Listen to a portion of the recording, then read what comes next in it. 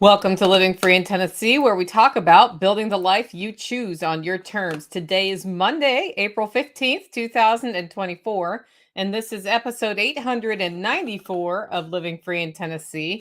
And it's a Monday show, so you get Monday show things today. And hopefully, you guys who show up in the live stream can get your questions in, because today is Nicole Sauce Unplugged. You know what that means? That means there's not a specific topic. It's more of a round robin of things I've been thinking about. And if you want to get my comments on things you've been thinking about, you can just put that in the comments.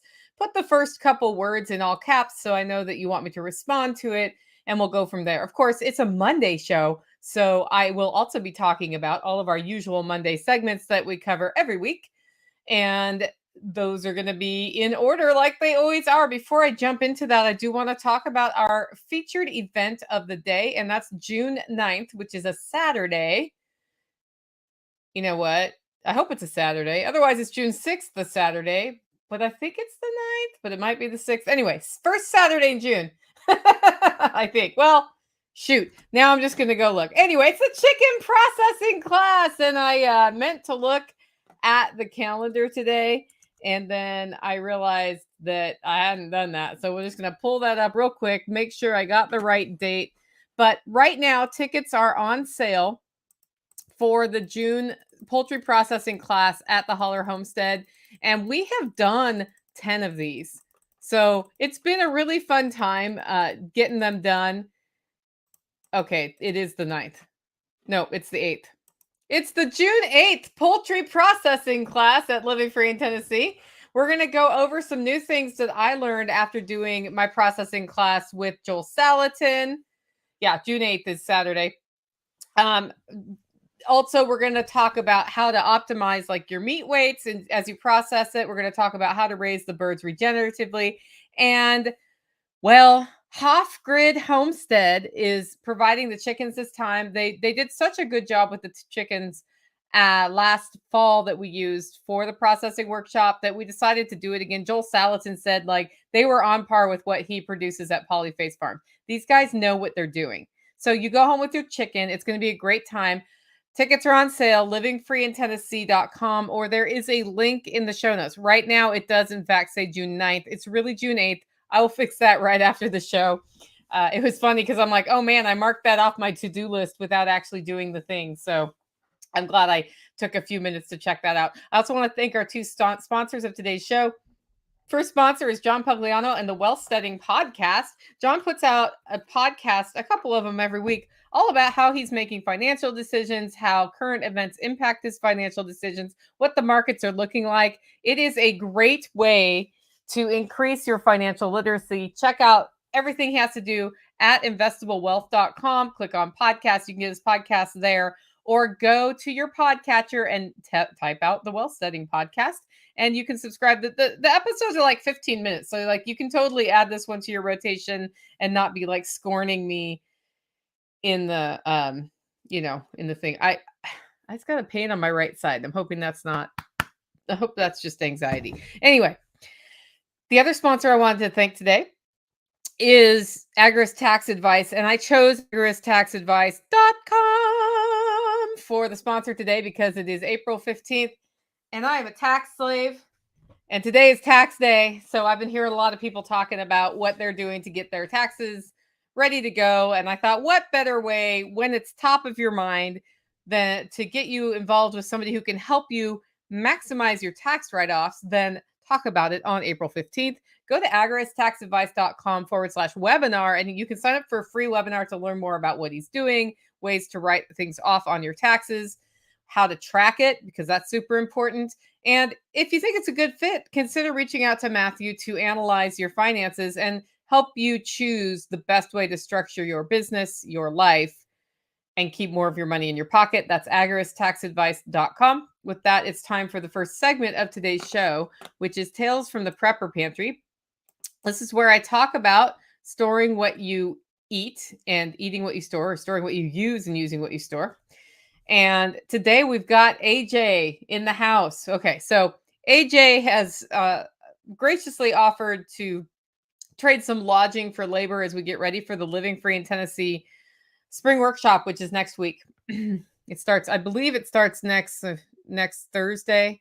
Anyway, it's the 25th or 27th, so it might be 2 weeks away. I don't know, because apparently I'm struggling with dates today. But I feel like I only have one more weekend between me and Living Free in Tennessee Spring Workshop. And I'm looking at my calendar and it says Monday, April 15th. So now I'm even more convinced that, yeah, it's like next week. This is why Nicole is unplugged today. She's a little loopy, just still a little tired from SRF. So he's going to help me with the pantry. He doesn't know it yet, but it's been really fun to have a chef and a fellow homesteader on hand, and we need to do the final push on digging out the back corner of my prepper pantry where things got shoved during construction, making sure that's all stuff I want to keep, so that it is ready to go in advance of the Living Free in Tennessee workshop. And then once that's done, the final things that are in base camp basement can come back over here. So we're doing a lot of musical stuff here. And of course, what happens is lots of things go to Goodwill. And some things I have going to Goodwill are homesteader friendly things. I have some grow lights. I have a juicer. So just putting that out there in case somebody needs any of those things, better get in touch with me and come get them. But I've had some things for sale that didn't. I just decided it's time to cart them off to the Goodwill and not have them here so that we have places to put things away. So that's just all part of the pantry process. I would say about every 5 years, I do a deep audit of what I'm doing here because diets and best practices change over time. And so I like my pantry to match my lifestyle. And some big changes have happened in the last 5 years with just how we eat around here. And so what I store is a totally different thing than it was 5 years ago. We also we did a last minute event chili on Saturday. So I hosted a Homesteaders Alliance and Living Free in Tennessee meetup. It's a monthly meetup. You should totally come. And it was also so quickly after Self-Reliance Festival that I didn't do days of planning before I figured out what my potluck dish would be. And what I like to do at the potluck is have a meat-based entree that I serve so that if a lot of the sides are not entree-ish, then it all works. And that's worked well so far. And often what I do is I smoke a butt, but I didn't have a butt to smoke. So I decided we would do chili because I have canned tomatoes, I have peppers and onions, and I have beef and spices, and that's what it takes. I even had carrots, put some of that in there. So what I did is I took 5 pounds of ground beef. It might have been more like 8. I didn't actually weigh 5 tubes. They may have been a little bit over a pound. And I should have put them in the crock pot overnight, but I didn't. And so I borrowed the Eversoul's Instapot and put them through the pressure cooker with tomatoes, peppers, dried hot pepper, cumin, salt and pepper, a bunch of basil because I put that in there, and some carrots just to add some thickness to the sauce. Ran it through the pressure canner, poured it into the crock pot to keep it warm, and served that. And it was delicious. But because I had not advertised the meetup, there weren't very many people there. And for me, it was kind of like exactly my speed. I did a sauerkraut demo for the folks, and then everybody went home, and it was early enough that I could just sort of cruise into the evening, go to bed early. We had so much leftover chili, though, that's what we had at Holler Neighbor dinner on Sunday night, too. And 2 of the Holler neighbors had been off at fighting rifle at Tactical Response, so they came home to a bowl of chili, which was probably nice after an exhausting weekend of being on the range outside doing rifle thingies. Anyway, I am tossing frozen greens out of my freezer that I put in last spring because we haven't used them. I used some of them, but I did not use all of them. What that means is I don't need to store as many frozen greens as I do. And I even have freeze-dried greens I can use. So I've also got fresh greens outside right now, right? So there's no point in keeping them. It's taking up space in the freezer. And what we do 2 weeks before the spring workshop is one of my freezers will get turned over to being the event fridge or freezer, depending on if I have more frozen stuff or more fridge stuff. And then the rest of the things are all consolidated into other places. So it's actually a really good time for me to go through the freezers. I'm stoked that the person I split the cow with is coming today to get some of the meat that is from her cow, because that will basically open up more space for me. And then the we've got so I didn't buy, but I want to pay them. But anyway, Grumpy Acres gave me some of these like homemade crate stands for my uh my coffee, like my coffee booth, and I got more than I knew I needed because I was like, man, those would be great in the pantry for some of the stuff I need to store. So we're probably going to use some of those in the pantry and just start reconfiguring the shelves. I've been holding off on this because I wanted to take the roof off and redo the space on a bigger level. But then I decided, I'm not going to get to that. What I need to do is make sure that whatever is allowing some water to seep up inside the prepper pantry is stopped because it's not dry enough in there. And then from there, I'll just use it the way I've always used it. And eventually, when I do my house edition, I say when, but you never know. It might not happen. But I was planning to add a room slash sunroom slash place to put an endless pool over on that side. When I do that, then the pantry will be all jigged out and it'll be pretty cool. So for now, the new pantry racks from Grumpy Acres are going to get used here, and then I'll pull them when I'm doing a booth and need a tower of coffee for sale. So that's the plan. And I really like how the coffee looks in the booth in the tower of coffee. It's kind of a cool thing. I used to use a shoe rack that had them all up and diagonal, but these work a little better, and they're a little like the shoe rack was a little floppy and stuff would fall off of it, which was not super fun. Anyway, that's what's going on in the pantry this week. We are cooking from the pantry, and with AJ here, who's also a chef, it means I've got help cooking. So he's been doing breakfast, lunch every day. And then I think we've traded off dinners so far. I don't know. Like I've done a number of dinners. He's done some. We're having steak tonight because steak is easy. And we are into the easy meal time of year as we go into the Living Free in Tennessee workshop, which is happening quickly. Oh, by the way, so I had two people not able to come because of a health issue. Their tickets are non-refundable. However, if you want to come to the Living Free in Tennessee Spring Workshop, go to livingfreeintennessee.com, and in the menu navigation, just click on Spring Workshop. And you'll see what's going on there. It's a really cool event. If you decide to go, send me an email or just buy your tickets online and I will refund their tickets. I just popped open 2 tickets to see if we could get their money back to them, because we do allow refunds for the first week, but then after that, we've used money to invest in what we need to do for the spring workshop. So I'm hoping to get that done for them. And, it's never fun having health issues that then keep you from being able to go to an event, right? So anyway, check that out, livingfreeintennessee.com. Next segment is the weekly shopping report from Joe.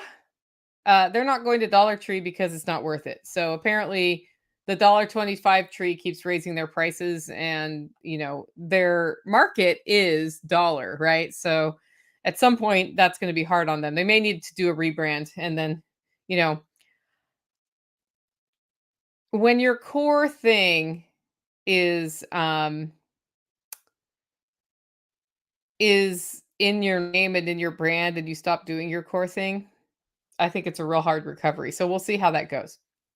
Anyway, they hit Hobby Lobby and Lowe's and did not go to Home Depot. But he checked the price of the 2x4x8 at Home Depot because that's been the benchmark for years. $3.73. So the price has been kind of creeping up from $3.25. They went to Aldi and they did not have lettuce there. Other produce was available, but the lettuce was just wiped out. Staple prices are as follows. Eggs are $2.05. Whole milk, $2.86. Heavy cream, $5.19. Orange juice, $3.29. Butter, $3.69. Bacon, $4.25. Potatoes, $3.99. Sugar, $3.09. Flour, $2.35. 80% lean ground beef is $4.09. She's real fine, my $4.09. She's real fine, my $4.09. Sorry, I cannot read that without thinking of that song. Despite rumblings, I'm reading about cocoa shortages. 70% chocolate was available at $1.99 a bar. It's actually, I think, $1.99 for a pack of 5 bars, but if that's the bars I'm thinking about, I could be wrong. They're out of lettuce, so they went to Food City. They had some lettuce, but many of the heads were light, and some showed more rot than usual. That tells me there might be a shipping problem, guys. If the lettuce is not, there's either been a run on lettuce, or there's been difficulty getting lettuce to the stores. And I know that the trucking world has been stymied a bit, just from my own experience in trying to get pallets of coffee to the roasting shack. So it wouldn't be a surprise to me if some of the fresh things are harder to get where they need to be when they need to be there. So that's the thing. Anyway, a gallon of untainted regular gasoline remains at $3.59.9. Next segment is the frugality tip for Margot without a T. And here's what Margot has to say. We do this here. Make your own mixes and sauces. I've been making my own taco seasoning for years, but today I made enchilada sauce. I had to do that once when I didn't have enchilada sauce. Awesome. It's probably the best enchilada sauce Margot has ever had. Someone loves the ground pork enchiladas I make and wanted to make some, but I did not have enchilada sauce in the pantry. So I went online and looked up the recipe to make it from scratch. You can adjust the seasonings to your own liking and what you have on hand. I used bone broth instead of vegetable stock. I used olive oil, not grapeseed oil. I used more garlic and less cinnamon than the recipe called for. Recipes are guidelines, they're not set in stone. Anyway, use what you like to eat and don't be afraid to substitute or omit ingredients. I actually have enough to save half for next time. And next time I'll make homemade tortillas too. I know Nicole says they are so easy to make, but one thing at a time. Go make something you haven't made before. Okay, so I'm going to pause here. I haven't bought taco seasoning in a long time, except for occasionally I'll buy the something to taco about seasoning from Honeybee's Kitchen as an easy addition. But it's basically cumin, peppers, garlic, onion. That's basically what taco seasoning is. And you can add tomato to that. You can add other ingredients like oregano or basil or something of that nature. But when you learn the core ingredients of some of the flavors of your favorite mixes, it becomes very easy to make your mixes. And why is this important? Well, if you're growing herbs on your homestead and you have like, I don't know, 7 gallons of freeze-dried basil, I might be guilty of that right now. It's not 7 gallons, but I have a lot of freeze-dried basil. Then you can either keep buying things that have basil in them, like Italian seasoning, or you can start making Italian seasoning. And if you don't want to mix it like on site, you can also pre-mix it and have the mixes ready to go. It just depends on how you want to work your kitchen. I usually mix it as I go. Occasionally I'll be like, yeah, I know I'm going to need a lot of this one thing I like to blend together, and I'll make a mix. But definitely that's a great way to tap into what you're growing in your homestead, as well as save a little bit of money on mixes. Like those taco seasoning packets, they have a bunch of additives in there too that I'm not super into, right? So I like to have my own taco mix. That's why when I buy taco seasoning, I buy it from Honeybee's, because she doesn't have like weird thickeners. You could add freeze-dried tomato powder, or if you make like in an Excalibur or a food dehydrator, if you dehydrate tomatoes and then grind them up into powder, you can add that, and it adds a really nice richness. So lots of things you can do with spice mixes. So that's a pretty cool frugality tip from Margot, and it improves your life and gives you better tasting food. Everybody wins. Operation Independence is next. That's where we talk about building local ongoing revenue into our lives. And I mentioned on Friday that somebody backed out of a ram we had sold. And so what we did is processed it ourselves. And that saved me nearly $100 in processing fees. So that doesn't always work, but it does help a lot. And guys, I'm wincing and hesitating because I'm continuing to have some pain in my chest. And if this keeps going on, I'm going to end this podcast and potentially have somebody drive me to the urgent care center. So we'll see how that goes. Nighthawk, you better be ready to go because, I don't think anybody else knows I'm on here with this issue. So I can't tell if it's indigestion or what, but yeah, it just keeps like right up here on the right side. Is it the right side or the left side for the heart? I don't know. Anyway, with that, it's time for the main topic of today's show. And this is just Nicole Sauce Unplugged. I don't have a lot of organized thoughts today. I just wanted to share with you guys things that have been going through my head. And I see that somebody says, which classes have you taken at Tactical Response? I have taken their medical class, which was the first class I ever took there. And it was not necessarily the best way to start, but I don't regret taking the class. But I can tell you that I didn't take fighting pistol for a year because of that medical class. I've taken fighting pistol twice, once in pants and once in a dress, because I was like, well, if I'm going to carry an address, I need to have practiced the things I need to practice in a dress. So I took it in a dress, and that was really enlightening. My next class at Tactical Response will be the fight, and then I'll probably go on to fighting rifle. We'll see. It just depends. Chris is like, I'm listening. Yeah. Yeah, you might be driving me to the urgent care, dude. We'll see how this progresses. It might be because I had 3 cups of coffee today too. I don't know, but if something's acting up, then I mean, it's a steady beat. So there we go. So anyway, I've been thinking a lot about fear lately, and it started. So you guys have heard me make fun of this, right? Where I'm making fun of the people um who didn't come to Self-Reliance Festival because they were afraid of the end of the world happening during the eclipse. And I just think, we made fun of them and all that, but we also, I mean, in some senses, it's like, okay, those are the people we can help the most by getting them to in person with us, by getting them to some of our events, by getting them into the empowering part of our community, because right now they're making decisions from a place of fear. And like, I can understand not going to SRF because you didn't want to drive through the traffic of all these people driving to your state. Like, that's a different thing. That's like a situational awareness thing where you're like, I don't like driving through this, so I'm going to do that. Right. And I can understand that. But if you're legitimately staying at home repeatedly because the world's going to end or something's going to happen, um, then you're missing out.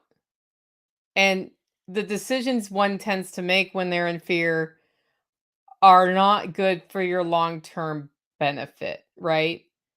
And so we launched a coupon code for a few days for the eclipse for anybody who got through the eclipse and then realized that they could have gone there and learned really cool stuff and met really cool people.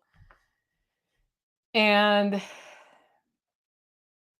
so we sold a bunch of tickets on that, by the way.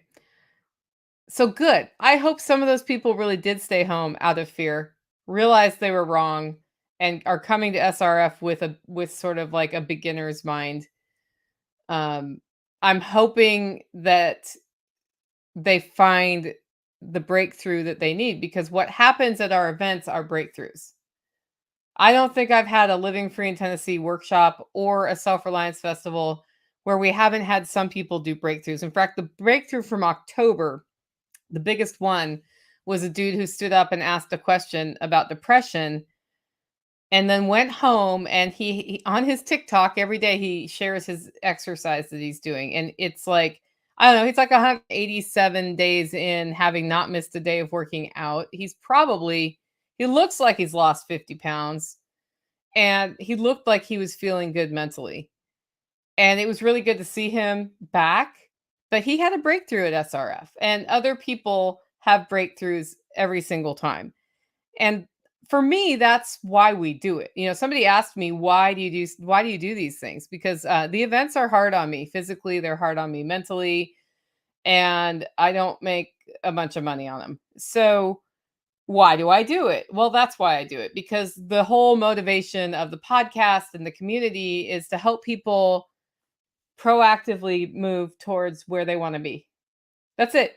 I tell you my story of me proactively moving where I want to be. I share with you when I am stumbling, because I don't want you to think like we never have problems, right? But at the same time, I share with you how I pick myself up every day and keep going. And how I, like, use the my 3 things method to to plan what I'm doing, right? And all of those things, because just because you had one breakthrough doesn't mean you don't have more breakthroughs to have. And what I find is when you're around a lot of high resonating people, you have more breakthroughs. So I have breakthroughs at these sometimes too, right? Like I'll realize, wow, that thing I'm hanging on to, it's holding me back. And I don't want it to hold me back anymore. So boom, I'm going to let go of that weird whatever. And I think one of the biggest things, well, I'll tell you that story later, actually. There's some big things from my past that I had to let go of that were really hard to let go of, but they were forever keeping me from moving forward. So so it was just interesting as I watched people react in fear. Well, then I get back from SRF and I'm pretty much in a news silo. Like right now, I basically don't care what's going on in the world. I don't. And it's because we got stuff to do here. And if I pay attention to that, then we're not doing stuff here. And if we don't do stuff here, I've got, 45, 50 people coming in another week and a half, and stuff won't be ready for them. And they're going to be like, why would I come to your event if stuff isn't ready? Right. So now, of course, everybody's super understanding in our network. But at the same time, like I have stuff that needs to be in place for this to be successful. And so I've just been sort of like going to bed early, giving myself space to rest. I've taken more breaks during the day than I usually do the last week. And I even took all of Tuesday off. That was great. But I got reached out to by a friend. And they basically reached out to me and said, I need to talk to you about something. I have been informed that my job is transitioning into not my job anymore in the next few months. And at the same time, I have the opportunity to go back to a former job for a good amount of money. The caveat is I can't do it remotely and I'm on a homestead, which means I will have to move to a city and go to work every day, but I can make a lot of money. But now I've been looking at rental prices in that city and they're super expensive and I'm not actually sure it works out. But as we got to talking, I started getting a lot of details that had nothing to do with the details I've just given you. And I was like, well, okay, so I don't have advice for you, right? I can't tell you what to do with your life, but I can ask you some questions. And what I'm hearing is that there's a lot of fear around I'm finally building the thing I want to build here, but the income side is like threatened right now with this job transition that's got to happen. And I don't want to leave my family in a lurch and all of those things. And so, what I hear you doing is making decisions about your future out of fear. And I said, have you done the spreadsheet? Have you figured out what your expenses really are to take care of things the way they need to be taken care of? They have somebody in the family with a specific health condition. And that requires insurance. So insurance costs money. It's not like you can just go like cowboy it with no insurance when you have a situation like that, not in our system as it's designed. So, you know, they then told me a little bit more about being afraid of if traveling, would the other family member be safe and would they have to fight off the hordes and all of these things? And I'm like, okay, again, fear, but have you done the spreadsheet?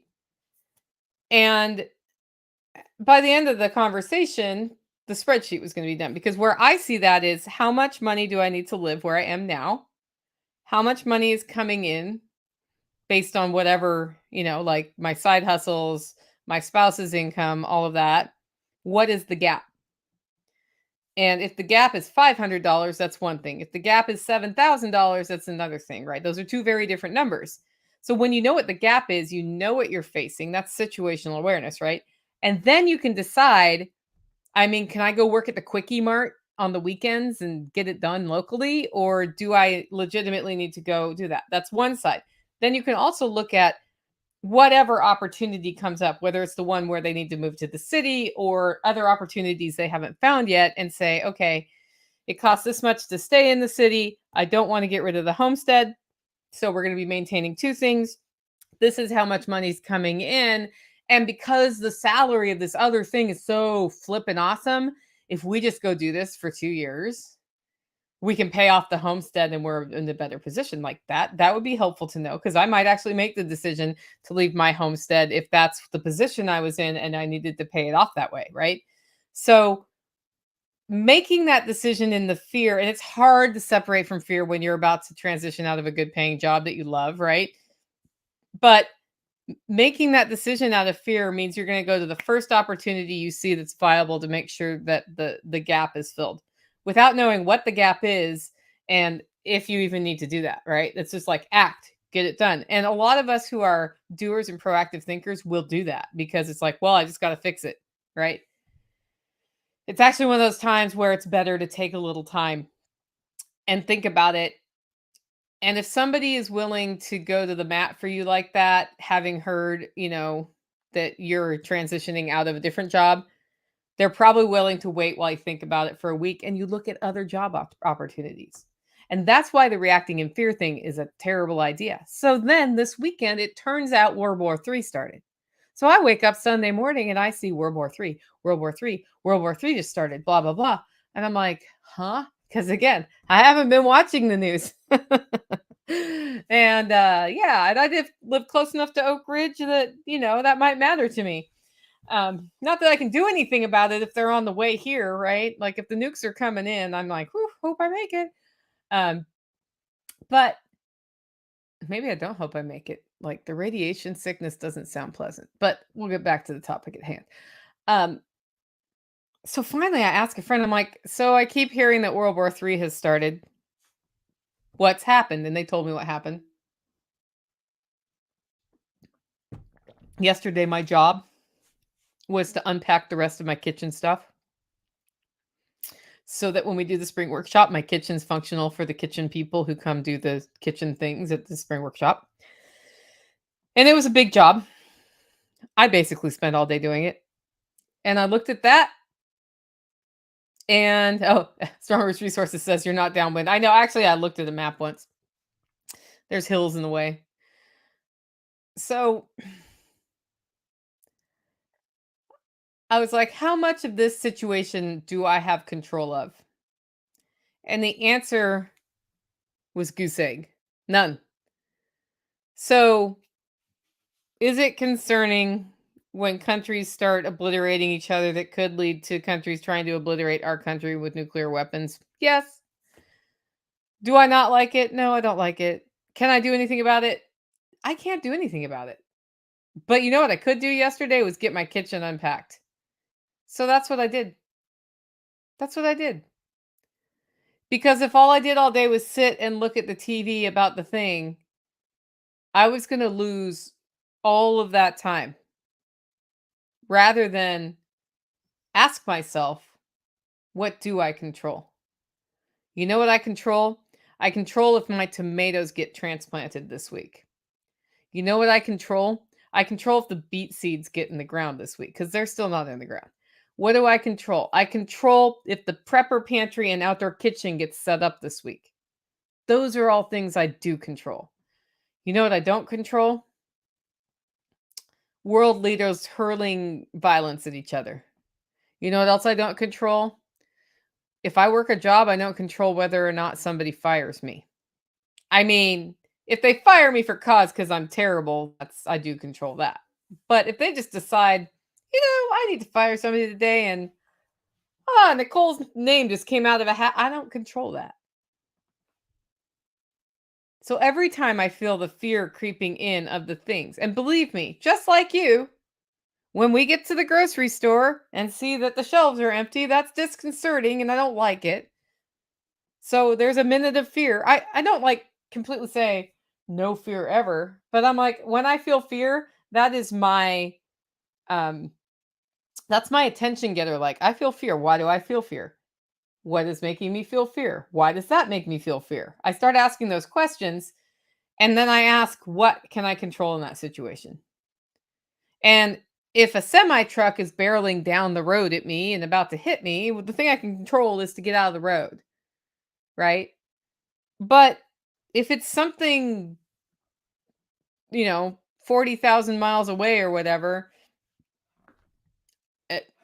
I got nothing. I got nothing. So then I got to move on and I got to do the things that make the most difference in my life and the lives of the people around me. Okay, so that's what I've been thinking about.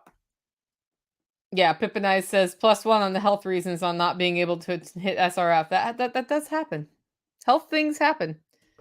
We control some of those too with our decisions, don't we? I say that having not gone on a walk with my dogs all week. Good thing it's Monday. I can still remedy that. The next thing I've been thinking about is homesteading life easy? There's a lot like so Joel Salatin's been all on about the homestead tsunami and how it's all like all these people are going back to the basics and doing all these things.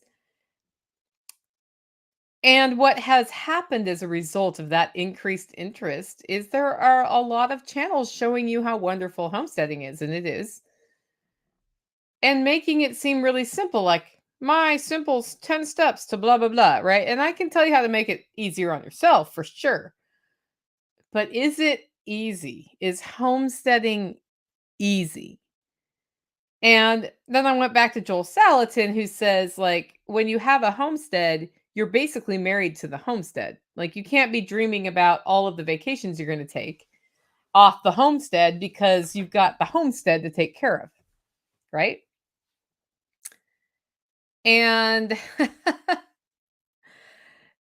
so a lot of people then take the opposite track and they're like, wow, homesteading is so hard. And I'm like, it can be, but is it hard? Like, is it easy or is it hard? Right.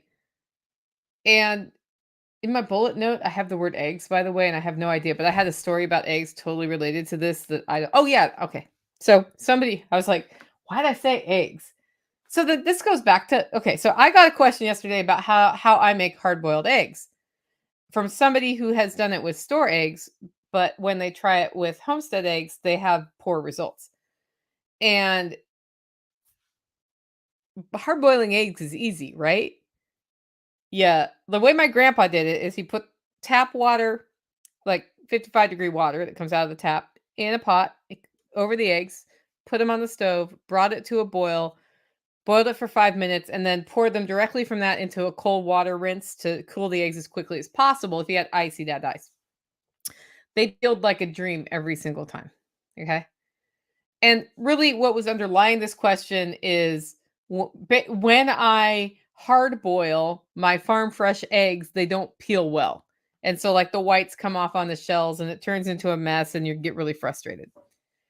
And we've all gone through this as homesteaders if we do hard boiled eggs. So I was like, what I do is when I collect eggs, I wait 7 days, minimum 7 days, 10 days is better before I hard boil the eggs, because what happens is when an egg is first laid, it has liquid in there and the liquid starts evaporating through the shell because the shell's permeable, right?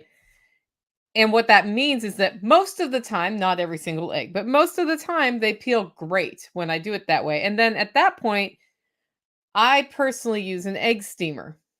This go You're like, "What does this have to do with homesteading? Is it easy?" Well, A, you have to know why the eggs aren't peeling, right? So that's just a learning curve anytime you're cooking from scratch. But B, I use an egg steamer, and here's why I use an egg steamer. Because a friend left it here for me to use once, and I was like, "Man, this is great." You put the eggs in the device. It's like a single-use kitchen appliance. It's something I usually don't allow in my kitchen because I want multiple functions from a device. And you like poke a little hole in the egg and then you put it in the steamer and you hit on after measuring some water. And then when the steam runs out, it yells at you super loud. Okay. Now enter ADHD Nicole, who works on her homestead. If I boil the eggs on the stove, I have to watch the pot until it boils. I have to set the timer for 5 minutes and then come back and cool it, right? And if I walk out of the house, I'm not going to hear the timer. And if I walk out of the house or go to the other room to do something real quick on the computer, I'm going to get absorbed in the computer and I'm not going to notice that the water boiled. I'm not going to set the timer. I'm going to overcook the hard boiled eggs, or I'm going to be like, I think it's been boiling for 5 minutes and undercooked. Like all of those things can happen. So unless I'm dedicated to making sure the eggs happen in the boiling pot situation, which I've done and can do, it's not great. But the egg steamer, it's like you put the eggs in, you put the eggs in, you start it, and then it yells at you really loud when they're done. So as long as you don't walk outside the house, man, those eggs are done, and I can flip them straight into the cold water to cool down, because that's the one thing I always do is put it in the cold water to cool down. So that makes my life easier. But if I go back to so that's how I work with some automation to make my life easier. That takes what would be a 15-minute job and turns it into a 5-minute job, because I just got to put the eggs in, take the eggs out. Then once they've cooled in the water, I throw them in the fridge for a few hours before I devil them or whatever I'm going to do with them. Alternatively, I could just buy pre-hard boiled eggs that are peeled at the store, right? But then I got to make the money for that, and then the quality isn't as good, and I got to deal with any health ramifications from having the kinds of eggs that have had inputs that I don't really want to put in my body. Choose your hard, man. Is it better to boil the eggs, or is it better to potentially have some health issues because of the crap you're buying at the store? Choose your hard. Uh, By the way, if I have like 20 eggs to hard boil, I use the sous vide at 175 degrees for 45 minutes for duck eggs. And mostly those turn out like I get it up to 175, then I put the eggs in, then I time it for 45 minutes, and then you know what I do? I cool them off really quickly in a cold water bath, just like I always do. So that's all the ways that I boil eggs. Um, but back to, is homesteading life easy? I feel like there's always something you can do on your homestead. And in some ways, the life is easier because when you're producing your food from your homestead out in the country, like you don't have a lot of messing around to do, right? It's just like I got to get the seeds in the ground, or I need to process this animal. Like we need to finish processing the sheep that we've been aging for 7 days, or slice the bacon, or any of these other things. And all of those things take time. And none of them are like hard, but they all take time and it's all work. But it's the kind of work I enjoy. So for me, it goes back to choose your hard. I prefer to have this lifestyle, which is quieter. I don't spend a lot of time in front of the TV doing TV things. I don't feel like I have to go to the next latest and greatest concert or whatever. Not that any of that's bad. For those of you who've designed your lives to do that, that's great. It's not my thing. So it's not easy, but I think it's also not hard. And you make it as hard as you make it by how many projects you decide you're going to take on as part of your homestead life. So, like my life would have been way easier this year if I wasn't raising sheep, because I wouldn't have had all the sheep birthing problems, right? But because I have the sheep, I have that food security from the lamb meat that we have. So, and we have all the grazing handled, and it's regenerating the soil, which is now growing better food for us and for the sheep. So there's a lot of give and take on that. At the same time, I don't make soap. A lot of people on homesteads make all their homemade soap. Nope. I am delighted to buy soap from other people who love making soap. I do not love making soap. I do not love it, Sam. I am. It's just not the thing. So, is homesteading life easy? No, but is it super hard? Only if you make it hard. And that has to do with deciding what works best for you. So, that's what I've been thinking about on the homestead side, and I will share when it's hard. I will continue to share when it's hard. Like the reason I did the All Creatures Great and Small episode is I wanted people to understand what happens when you have multiple births in a set of ewes that goes wrong, because it can. Like you all know, one time I had my chickens in a chicken tractor and they were like 2 weeks old, and I just moved them into the tractor, and I didn't realize they could sneak out this one little hole. And the neighbor's dog was over here all upset because the neighbor, who's no longer there, was shooting guns. And so she was freaked out. And I remember thinking, as my chickens were in the tractor and I got in my car to go to the gym, Maybe I should tie that dog up because she doesn't go after chickens, but she might be anxious enough she'll go after chickens. And I came home and I had gone from 40 chickens to about 5 or 6 chickens because the little ones got out and then she turned them into doggy chew play toys. And they kept running out and so I just found carcasses all over my yard. And that's on me. Cause I like the little voice was right. Listen to the little voice. Like the little voice was right. I should have tied her up or put her in a dog kennel or something until all the shooting stopped so that she did not go after my chickens.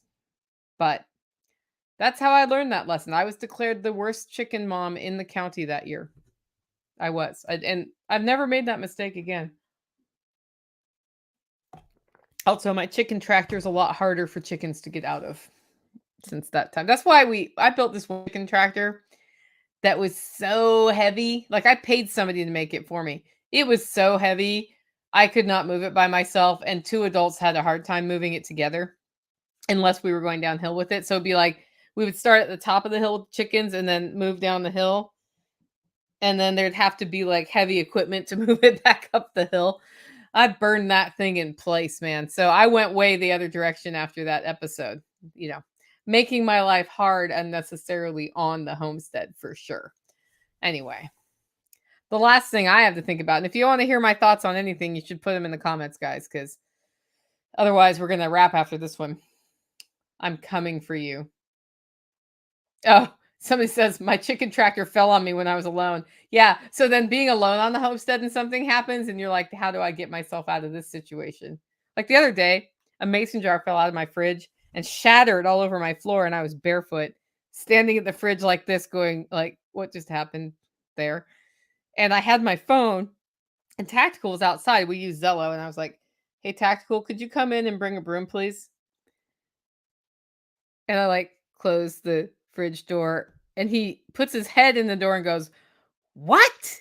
And I said, "Can you bring a broom, please? Because a mason jar just fell out of the fridge and I'm barefoot surrounded by broken glass." And like I could have picked my way out of that and might have only gotten a piece or two of glass in my foot or no pieces of glass in my foot. But I'm like, if I just don't move right now, I'm not going to get any glass in my feet. And you're perfectly capable of bringing me a broom so I can like make a path, go get shoes on, finish cleaning this up. And he was like, "Oh," he like gave me a broom. And then I was like, I don't think he helped me clean that one up. He was willing to, but I was just like, I just need to get shoes on and it'll be fine. He's like, "Why do you keep dropping stuff?" I'm like, "Because it's a week before Self Reliance Festival. I'm not thinking about what I'm doing. I'm just dropping stuff all the time." Anyway, I'm coming for you. I'm coming for you. Has anybody ever said that to you? Yes, thank goodness for Tactical. Um, so years ago, I got a call from another web development company, and I was helping free market think tanks come up with better messaging and marketing, and then integrating that into their communications, which included web development. And yeah, the owner of another web development company called me up to say they were going to put me out of business, which at the time upset me. And it made me feel fear. So this goes back to the first thing, right? Making decisions out of fear. And at the end of the day, they didn't put me out of business, but that business went out of business because I didn't really like running it. But I remember that reaction, and the reaction I should have had in that situation is to feel flattered. Like somebody thinks enough about what I do that I have threatened their being and they think I am their problem, right? At the time I reacted wrong. And I do think that's a despicable thing to call somebody and tell them, "I'm coming for you." But I was in the last 2 weeks, 2 people have said they're coming for me in different ways. And one of them didn't say it in words, but in actions. And all I can think is I do what I do better than anybody else in the entire world. And they do what they do better than anybody else in the entire world. And there's absolutely No reason to be like, I'm coming for you specifically to target somebody. But yet here we are. So how should I react to that, right?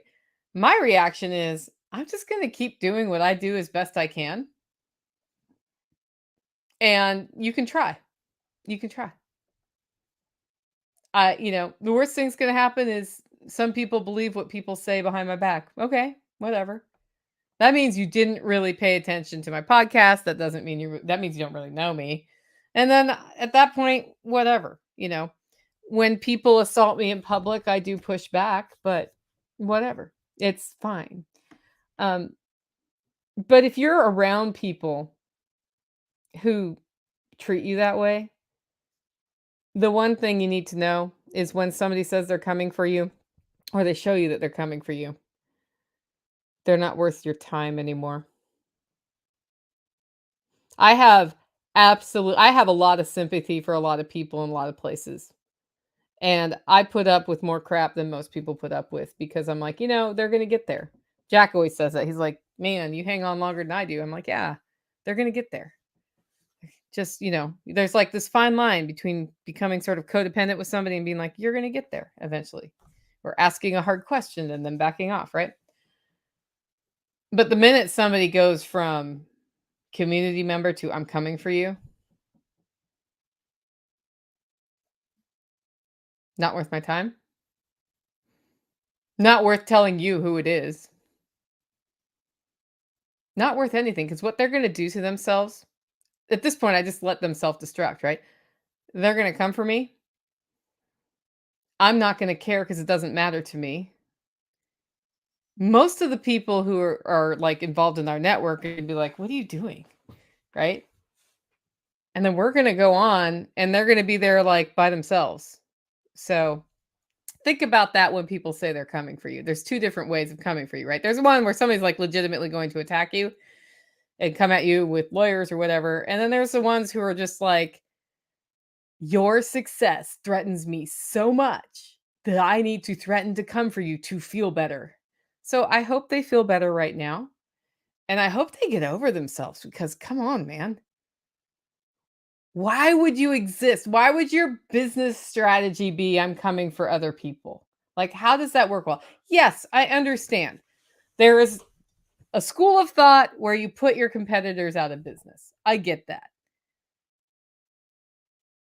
Me? That's a good one. Anyway, I thought you guys would like that story. If you like the show and want to support the work I'm doing here, you can do it in 2 ways. One, get your coffee at Holler, but don't have too many cups right before you record a show because, apparently there was some caffeine in that. Also, consider becoming a member. Our next member webinar is this coming, I think it's Saturday the 20th with Carrie Brown, who's on the live stream here. And he's doing a wild edible webinar. It's going to be really cool. You can get information on that at livingfreeintennessee.com. With that, go out, make it a great week.